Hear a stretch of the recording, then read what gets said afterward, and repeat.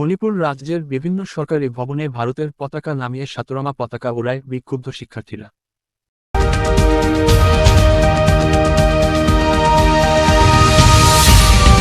ভারতের উত্তর পূর্বাঞ্চলীয় মণিপুর রাজ্যের বিভিন্ন সরকারি ভবনে হামলা চালিয়ে সাতরঙা পতাকা ওড়ায় বিক্ষুব্ধ শিক্ষার্থীরা। সোমবার 9 সেপ্টেম্বর স্থানীয় সময়ে সকালের দিকে মণিপুরের রাজভবন ও জেলা প্রশাসকের ডিসি কার্যালয়ে হামলা চালায় তারা। এ সময় ডিসি অফিসে ভারতের টাঙ্গা জাতীয় পতাকা নামিয়ে সাতরঙা একটি পতাকা ওড়ায় তারা। ভারতীয় সংবাদমাধ্যম ইন্ডিয়া টুডের উত্তর পূর্বাঞ্চলীয় সংস্করণ ও অনলাইন সংবাদমাধ্যম ইস্ট নজর প্রতিবেদনে এই তথ্য পাওয়া গেছে। এর আগে রাজ্যের নিরাপত্তা ব্যবস্থায় বড় ধরনের পরিবর্তনের দাবিতে রাজধানী ইম্ফলের রাস্তায় নেমে আসা হাজার হাজার শিক্ষার্থী। এ সময় তারা রাজ্যের নিরাপত্তা নিশ্চিতে সরকারি প্রশাসন ব্যর্থ হয়েছে বলে অভিযোগ করে। বিক্ষোভে অংশ নেওয়া শিক্ষার্থীরা রাজ্যের মুখ্যমন্ত্রী বীরেন সিংয়ের বাসভবনে হামলার চেষ্টা করেছে।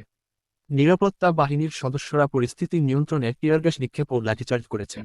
পরে ক্ষুব্ধ শিক্ষার্থীরা রাজভবনের সামনে অবস্থান কর্মসূচি পালন করে।